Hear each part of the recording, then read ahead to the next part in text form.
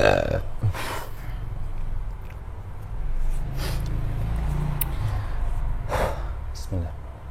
Bismillahirrahmanirrahim. Assalamualaikum warahmatullahi wabarakatuh. Waalaikumsalam. Wa bihi nasta'in wa la haula wa la quwwata illa billahil aliyil azim. Amma ba'du. Alhamdulillahirabbil alamin. Kali ini kita akan membuat konten podcast, bukan tentang mediatoran. Kita akan coba podcast dari sisi sadarnya seorang santrinya beliau, santri dari guru kami beliau Sang Hyang Nurul Nirwana, yang lumayan ya riwayat kehidupannya, riwayat perjalanan beliau sampai hijrah saat ini, sampai beliau sudah mengamalkan amaliyah lelaku tirakat, melewati saya bahkan. Ya, kita akan coba mengulik perjalanan beliau selama beliau terjun dalam amaliyah yang dikatakanlah tidak ada sanadnya, arahnya juga ke kanibal ya. Kata beliau juga pernah cerita bahwa dulu pernah makan katak hidup-hidup ya. Ular ya? Ular ayam luar biasa. Kalau katak enggak. Itu kan ayam hidup sama ular hidup itu luar biasa. Nanti biar lebih jelasnya nanti dari bos HP, beliau itu juragan HP.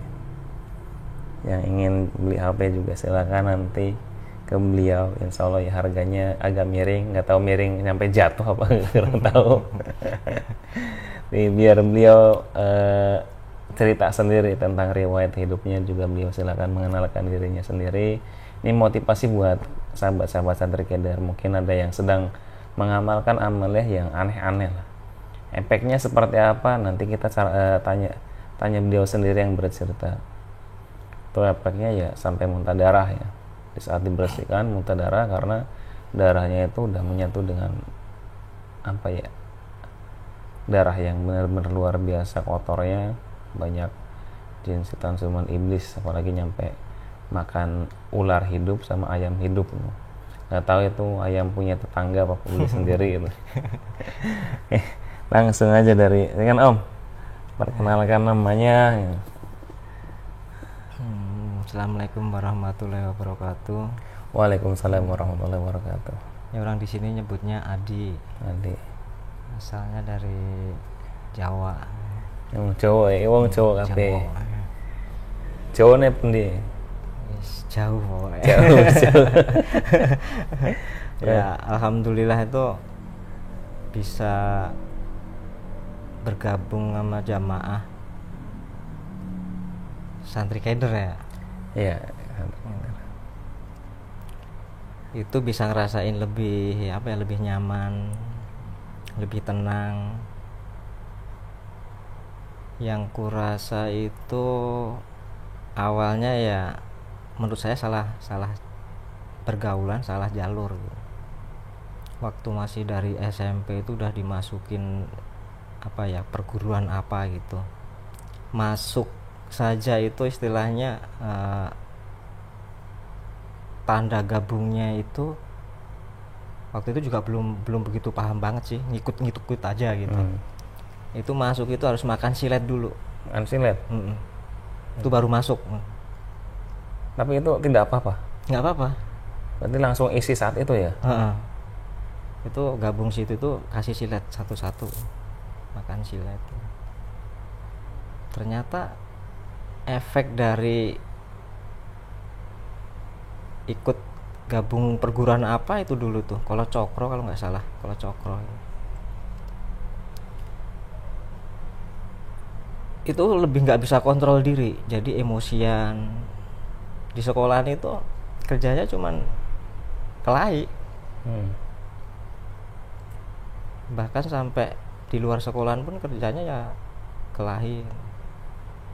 Makin kesini makin parah, sampai ya maksiat segala macem. Maksiat kan banyak gitu ya. Sampailah ikut seni-seni kesenian daerah lah ya. Kesenian daerah gitu. Tapi yang pakai tradisi kegoiban. Itu kalau atraksi ya makannya kayak beling gitu. Makan beling. Beling itu kalau orang Jawa bilang semprong gitu. Ayam hidup, ular hidup, bahkan gelas zaman, kalau gelas jadul kan tebel banget, tebel, itu tebel. Gelas itu sampai makan gelas, luar biasa. Itu pas buang air besar itu belingnya keluar nggak? Enggak ngefek sih. Enggak ngefek? Enggak. Siapa tahu kan kebeset kan biasa. Itu sampai berlarut-larut ya, sampai merantau pun kalau misalkan ada kegiatan itu pulang itu dibela-belain cuman ikut kegiatan kayak gitu. Saking senengnya gitu.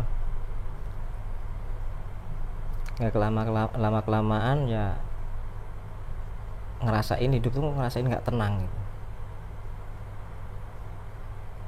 Bahkan sampai usaha sendiri, ibarat beli apa-apa gitu terpenuhi gitu, tapi ya nggak bikin seneng. Pikiran tuh kacau, kalau orang Jawa bilang ngerangsang gitu. Jadi ketenangan hidup tuh nggak ada. Udah berusaha sholat juga, rasanya sholat kayak kurang berbobot, akhirnya nggak sholat lagi. Jadi awalnya itu 1 bulan sebelum menjalani amaliyah, dikasih amaliyah itu kayak orang linglung gitu, kayak orang bingung. Tiap malam tuh nggak bisa tidur. Terus kalau udah mulai di atas jam 12 itu saya sering keluar masuk kamar tuh nggak nyadar gitu, tahu-tahu nyampe di dapur, tahu-tahu nyampe di teras. Itu selama 1 bulanan. Karena waktu itu tuh saya istilahnya doanya tuh yang penting saya tuh bisa pengen banget dapat pembimbing yang bisa membimbing dunia akhirat gitu. Ya lihat-lihat konten, alhamdulillah ketemu santri daerah Bojonegoro. Nah di situ mulai di ruqyah online, terus langsung dikasih amaliyah mandi tobat. Mulai dari situ alhamdulillah sholat fardunya itu jauh banget lebih baik, dan ketenangan hati lebih dapat. Rizki alhamdulillah lebih lancar. Ngerasain hidup itu bener-bener enjoy, terus punya tujuan gitu. Awalnya itu ngelambrang aja, kayak hidup-hidupan ini, kayak nggak punya tujuan gitu.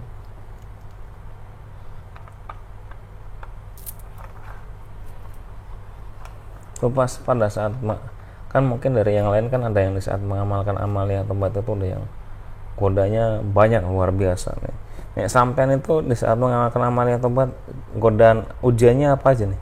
Nah, berhubung saya itu merasa banyak dosa, terus darah juga kemungkinan saya juga nggak tahu, mungkin banyak darah kotor yang saya makan juga istilahnya haram dimakan, posisi hidup lagi gitu. Itu mulai jalan amaliyah mandi tobat selesai, sampai puasa 21 selesai, sampai 21 sampai 21, artinya puasa amaliyah kan mandi tobat 21 ya.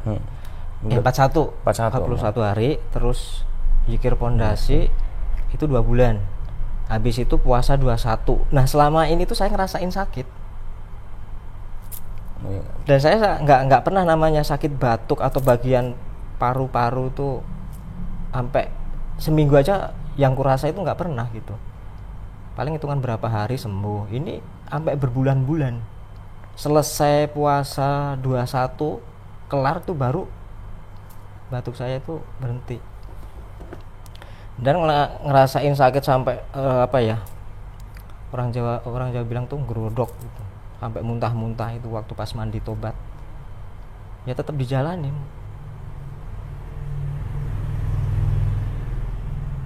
karena merasa emang disitulah mungkin proses pembersihannya gitu.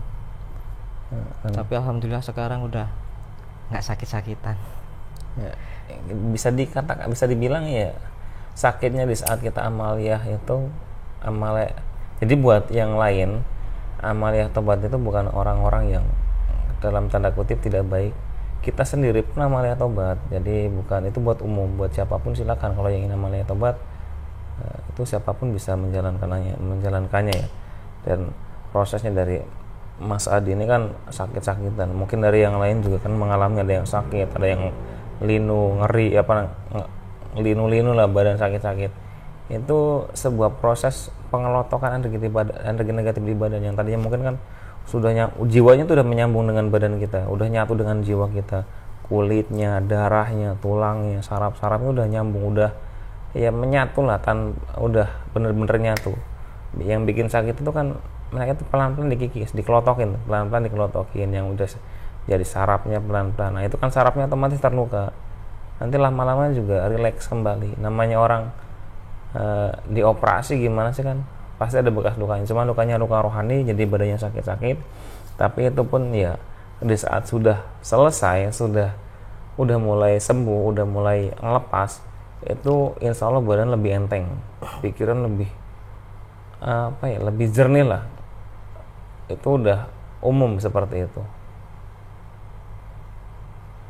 Jadi buat yang sedang amalia, baru belajar amalia, jangan mengeluh, jangan heran kok badan saya yang tadinya tidak sakit jadi sakit-sakitan. Justru semangatlah kalian, itu tandanya ibadah kalian itu udah mulai arahnya sudah benar, arahnya sudah menemui titik yang benar, sehingga energi negatif yang di badan kita pelan-pelan terkelupas, pelan-pelan lepas dari jasad kita.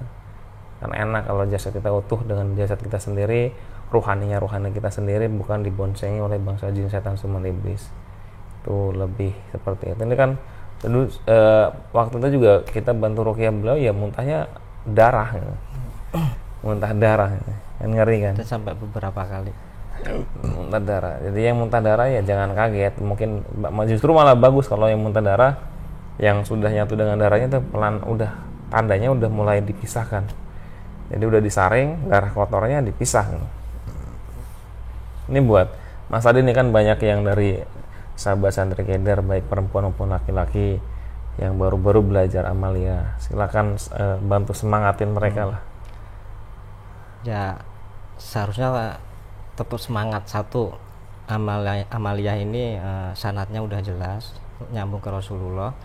Yang paling hebat lagi, ini saya pribadi yang saya rasain juga, rekan-rekan serumah ini yang udah ikut ngejalanin juga. Mandi tobat ini rohani kita waktu dari akhir balik sampai dewasa, yang awalnya itu pernah melakukan dosa entah disengaja atau tidak sengaja, kan membuat akhlak kita itu sedikit melenceng gitu. Beda lah ya, pokoknya ada perbedaan gitu. Dari segi ibadah juga nggak bisa istiqomah, dari bicara nggak bisa dijaga, emosi nggak kekontrol. Pokoknya yang golongan kiri itu lebih tebel gitu. Setelah mandi tobat, rohani kita itu terasa kayak akhir balik lagi. Dan pola pikir kita, akhlak kita itu alhamdulillah mulai membaik. Udah nggak kayak dulu lagi gitu. Itu luar biasanya itu. Yang saya rasakan pribadi, juga rekan-rekan serumah ini yang sudah ikut menjalankan.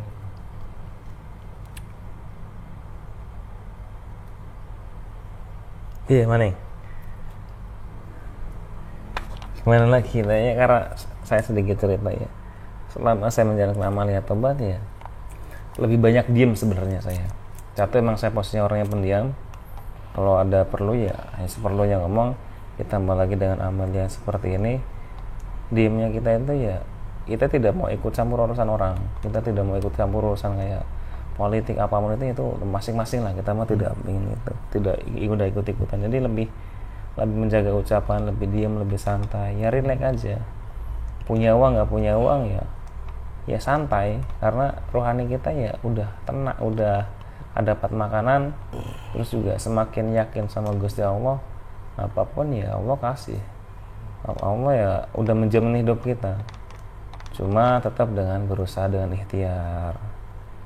Jangan hanya diam-diam santai di rumah, mentang-mentang sudah dijamin. Ya kalau misalkan jaminannya harus dijemput, ya dijemput dengan aku kerja, kan tidak datang sendiri.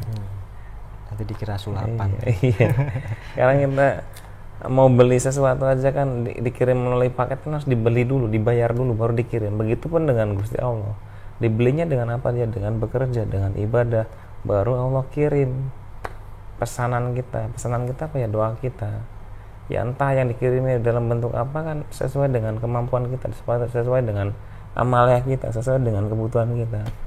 Jangan banyak ngeluh lah, kita sama-sama manusia, udah dikasih napas gratis kok masih ngeluh. Ya kan, ya justru nikmat luar biasa itu ya kita masih diberikan kesehatan lengkap, napas gratis. Kalau napasnya bayar kan itu baru luar biasa sengsaranya lah. Mungkin ya cukup sekian bincang-bincang dengan beliau, Mas Adi. Mudah-mudahan ya, saya pribadi dapat inspirasi buat lebih baik dalam ibadah, buat rekan-rekan sahabat santri keder dimanapun berada, alam gaib maupun alam nyata. Mudah-mudahan sebagai motivasi buat penyemangat. Beliau aja yang ahli debus makan ular hidup sama ayam hidup, itu bertobat, prosesnya luar biasa panjang. Ya kita sama-sama, saya tidak bisa apa-apa, kita sama-sama belajar, sama-sama perbaiki diri, saling menguatkan, saling mengingatkan, dan saling mendoakan. Ya cukup sekian, wabillahi taufiq wal hidayah. Assalamualaikum warahmatullahi wabarakatuh. Waalaikumsalam warahmatullahi wabarakatuh.